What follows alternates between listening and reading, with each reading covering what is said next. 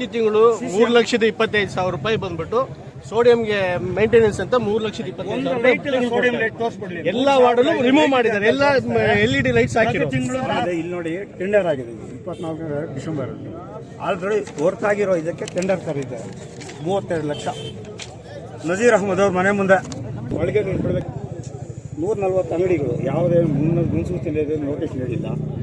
ಆಮೇಲೆ ಮಾಲೀಕರಿಗೆ ವಿಷಯ ತಿಳಿಸಿಲ್ಲ. 12 ಅಕ್ಟೋಬರ್ 24ನೇ ತಾರೀಕು ಮೀಟಿಂಗ್ ಮಾಡಿ ರೆಸಲ್ಯೂಷನ್ ಮಾಡ್ತಾರೆ. ಏನು ಕೇಳು ಆದಮೇಲೆ 10 ದಿವಸಕ್ಕೆ.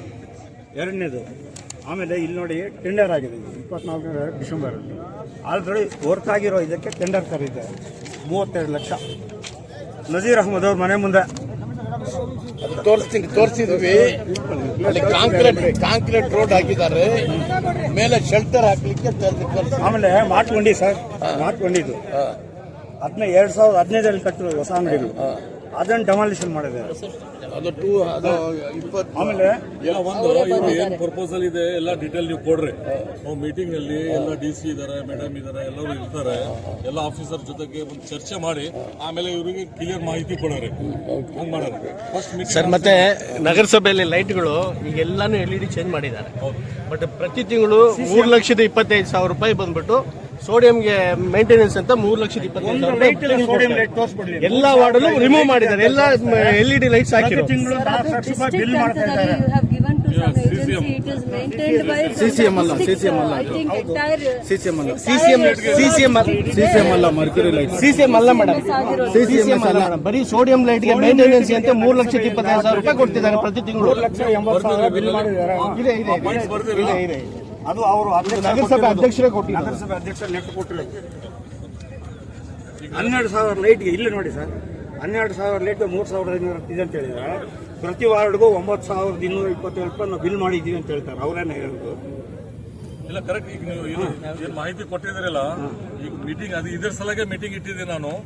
ಏನೇನು ಸಮಸ್ಯೆ ಇದೆ, ಏನೇನು ಇಶ್ಯೂಸ್ ಇದೆ ಅದ್ರ ಮೇಲೆ ಎಲ್ಲ ಡೀಟೇಲ್ ನೀವು ಕೊಡ್ರಿ.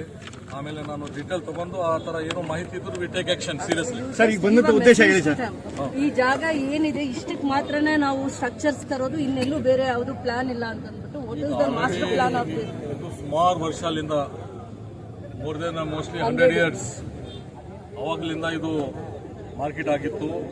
ಮತ್ತೀಗ ಹೊಸ ಒಂದು 100 ವರ್ಷ ಆದರೂ, ಒಂದು 50 ವರ್ಷ ಆದರೂ ಅಲ್ಲಿ ಚೇಂಜಸ್ ಆಗಿಲ್ಲ, ಫೆಸಿಲಿಟೀಸ್ ಕೊಟ್ಟಿಲ್ಲ ಅಂದ್ರು ಸುಮ್ಮನೆ ಮಾರ್ಕೆಟ್ ಹೋಗೋದು ಕಷ್ಟ ಇದೆ. ಅದು ಇಡೀ ಸ್ಟೇಟ್ನಲ್ಲಿ ಈ ಥರ ಯಾವ್ಯಾವುದು ಮಾರ್ಕೆಟ್ ಇದೆ ಹಳೇದು, ಅದು ಎಲ್ಲರಿಗೆ ಹೊಸ ಮಾಡಿ ಬಿಸ್ನೆಸ್ ಸೆಂಟರ್ ಒಳ್ಳೇದು ಆಗ್ತದೆ. ಮತ್ತು ಅಲ್ಲಿ ಫೆಸಿಲಿಟೀಸ್ ಬರೀ ಗ್ರೌಂಡ್ ಫ್ಲೋರ್ ಆಗಿ 2 ಫ್ಲೋರ್ 3 ಫ್ಲೋರ್ ಆದ್ರೂ ಮೇಲೆ ಆಫೀಸಸ್ ಮಾಡ್ಬೋದು, ಬೇರೆ ಬೇರೆ ಟ್ರೈನಿಂಗ್ ಸೆಂಟರ್ ಮಾಡ್ಬೋದು.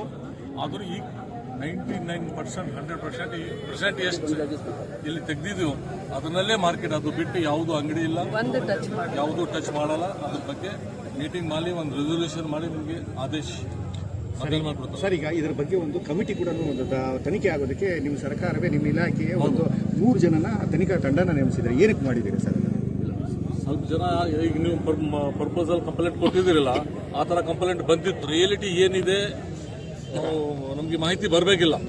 ಅದ್ರ ಸಲಗೆ ಕಮಿಟಿ ಆಗಿದೆ, ಅವ್ರು ಮಾಹಿತಿ ಕೊಡ್ತಾರೆ. ನಾನು ಸ್ವಂತ ನೋಡಿದ್ದೇನೆ. ಇಲ್ಲಿ ಆದೇಶ ಆಗಿ 10 ದಿವಸ ಆಗಿದೆ ಸರ್, ಇನ್ನು ಕಮಿಟಿ ಬಂದು ತನಿಖೆ ಮಾಡಿಲ್ಲ. ಈಗ ಮಾಡ್ತಾರೆ. ಅದೇನು ರಾಜಕೀಯ ಒತ್ತಡ ಏನಾದರೂ ಇದೆಯಾ? ಆ ಥರ ಇಲ್ಲ, ಅವ್ರು ಎಲ್ಲರೂ ಬಂದು ಮಾಡಬೇಕು. ಯಾಕಂದ್ರೆ ಇದು ಅಸೆಂಬ್ಲಿ ಇತ್ತು, ಬಜೆಟ್ ಪ್ರಿಪರೇಷನ್ ನಡೆಯುತ್ತಾರೆ. ಅವ್ರು ಎಲ್ಲರೂ ಅಲ್ಲಿ ಪ್ರೆಸೆಂಟ್ ಇರಬೇಕಾಗ್ತದೆ, ಎಲ್ಲ ಆಫೀಸರ್ಸ್.